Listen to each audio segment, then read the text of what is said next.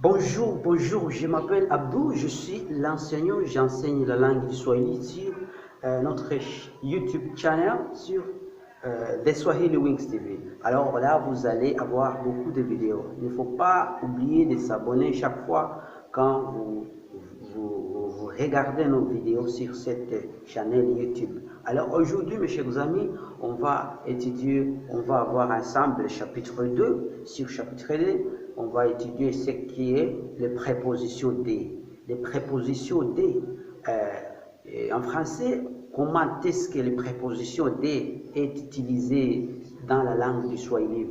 Parce que dans la langue française, les prépositions des varient aussi. Mais je ne peux pas vous enseigner la langue française parce que je ne suis pas un français, mais je vais vous enseigner comment est-ce que les prépositions des en Swahili est utilisée.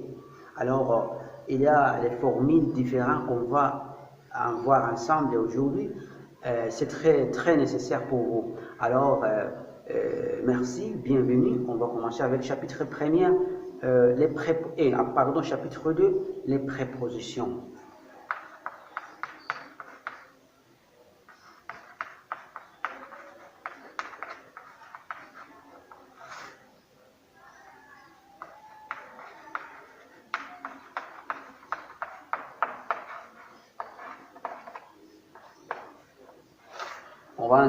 On va étudier les prépositions des. Sur la langue du Swahili, il y a le mot qui on a déjà vu comment est-ce que sur le chapitre premier, on a vu le singulier, le pluriel. Et c'est par les formules là qu'on peut utiliser aussi sur le chapitre 2. Ça veut dire que le chapitre premier et le chapitre deuxième, il y a cette liaison entre les deux chapitres.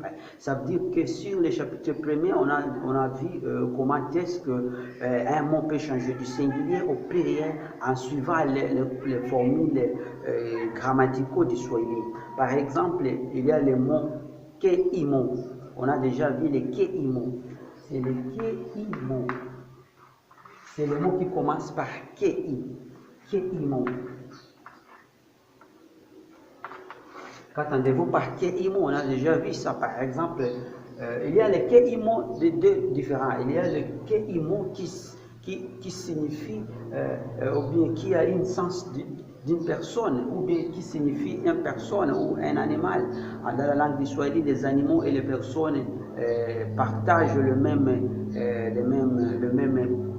formules grammaticaux. Ça veut dire qu'ils utilisent les mêmes formules grammaticaux. Il n'y a pas la différence entre l'homme et l'animal sur les grammaires du Swahili. Ça veut dire que l'homme peut utiliser les grammaires, les formules françaises, et l'animal aussi peut utiliser les formules grammaticaux du Swahili comme l'homme, ça veut dire c'est le même. Alors, le keimo, il y a le keimo qui signifie l'homme, par exemple, ou bien qui signifie l'être humain, par exemple, le kiongozi. Le mot kiongozi.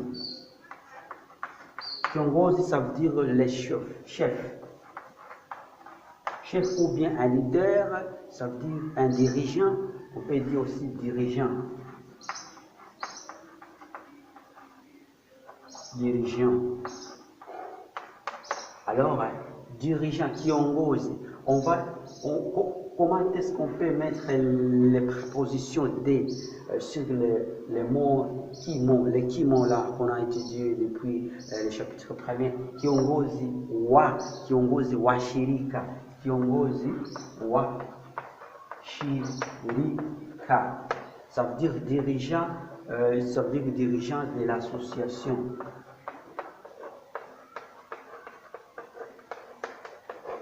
Shirika, ça veut dire l'association.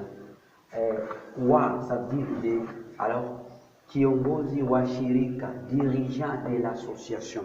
Ici, les mots qui commencent par ki, et si ce mot-là signifie une personne ou un être humain, ou bien l'animal, on peut utiliser les prépositions wa. Ça veut dire que les prépositions wa, en français, c'est comme deux.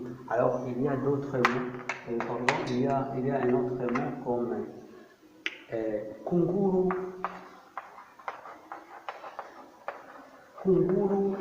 wa Serengeti. Ça veut dire le corbeau du Serengeti. Le corbeau du Serengeti. Ça veut dire wa, ça veut dire du Serengeti. Alors ici, il y a kungurua, il y a les prépositions en français, c'est comme du, mais ça c'est aussi, c'est pas les mots qui est comme keimo, c'est pas les keimo, mais j'ai seulement mettre cette, par exemple, on peut dire kiboko.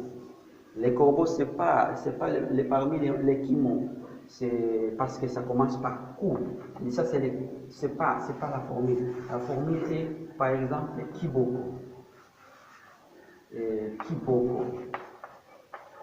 L'hippopotame.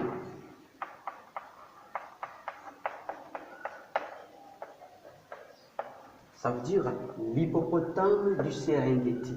Kiboko ou Serengeti. Alors ici, Kei, c'est l'animal. Kiboko, c'est un animal. Kiongozi, c'est un être humain, c'est une personne. Alors, les prépositions wa, c'est comme des, wa, c'est comme dit en français. Ça veut dire que les animaux et les personnes, ils partagent les mêmes prépositions wa. Mais, par exemple, un autre mot qui est parmi les kimo, par exemple, si vous dites kisu. Kisu, ça veut dire un couteau. Kisu cha muindaji. Kisu cha muindaji. Ça veut dire couteau d'un chasseur. Couteau muindaji. D'un chasseur. Chasseur, ça veut dire muindaji. Couteau d'un chasseur. Alors ici, les prépositions des, comme d'autres en français. Ici, si la langue du Swahili, vous voyez, les prépositions échangées est déjà changé. C'est pas comme moi, c'est devenu cha. Ici, il y a kiongozi wa, kiboko wa, mais ici, le kisu cha. Pourquoi on dit cha? C'est les prépositions des. Cha, c'est comme du français, du, de là, et tout comme ça. Mais en Swahili, ce qui est très intéressant, c'est que c'est pas tous les mots qui commencent par qui peut toujours avoir cette préposition. Il y a d'autres, il y a comme les keimo qui signifient une chose. Si un keimo signifie une chose, ou bien un objet, on va utiliser cha. Mais si les keimo signifie l'être humain, par exemple, les kiongos, dirigeants, les dirigeants c'est les personnes, kiboko c'est l'animal. Même si un petit insecte, on va utiliser les mêmes prépositions. Les wa c'est comme les prépositions des, mais c'est les wa qui est utilisé pour les personnes et les animaux. Mais les cha c'est les prépositions des qui est utilisé pour les mots qui commencent par ki et les mots là signifient une chose. Merci. On va continuer avec cette même préposition. Il y a d'autres mots comme par exemple, je vais dire Kyoto. Kyoto chandege. Kyoto ça veut dire nid, le nid, les nids d'un oiseau ou bien les nids d'oiseaux. Ndege, ça veut dire oiseau. Cha, ça veut dire, c'est les prépositions de Kiota Chandege, les nids d'oiseaux. Les nids d'oiseaux. Ou puis vous pouvez dire Kiota Viota Viandege. Viota Viandege. Viota, c'est plusieurs, c'est du pluriel. Viota, c'est pluriel. Par exemple, on a déjà étudié que les keimo du singulier au pluriel c'est VI. Ça, c'est déjà, on a déjà étudié ça. Je ne peux pas répéter chaque fois ce qu'on a déjà étudié. Mais les prépositions aussi varient. Les prépositions en Swahili varient. Pourquoi? Parce que si c'est kei qui signifie, le keimo qui signifie une chose, les prépositions c'est cha.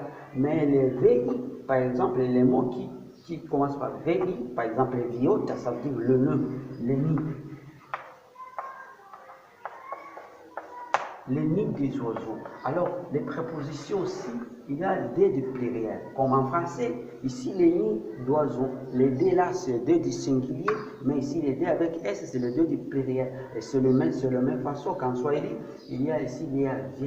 C'est via, pourquoi? C'est du pluriel. C'est le pluriel des mots viota. Ça veut dire viota, c'est plusieurs nids. C'est plusieurs nids. Alors, viota, ça veut dire les nids des oiseaux. Les nids des oiseaux, ça veut dire viota, viandé. Les via là, c'est les prépositions des au pluriel, mes chers amis. Alors, il y a aussi le mot comme, par exemple, les mots kisu. Au pluriel, c'est visu. Visu, ça veut dire les couteaux, plusieurs couteaux. Visu, via, muindaji. Ça veut dire les pluriels, les couteaux.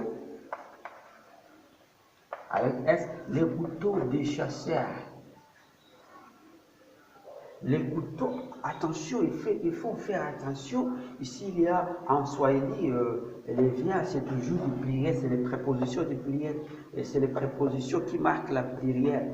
Le couteau des chasseurs.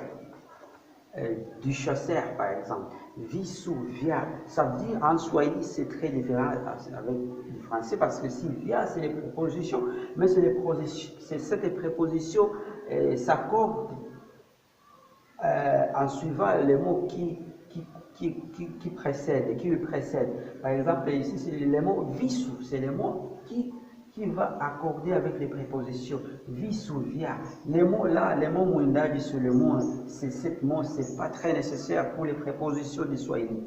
Mais ici, en français, on peut dire le couteau des chasseurs. Des chasseurs, pardon, chasseurs, les couteaux des chasseurs. Alors ici, les dés des chasseurs, les couteaux des chasseurs, ça veut dire c'est plusieurs. Attention, mwindaji, wawindaji, plusieurs.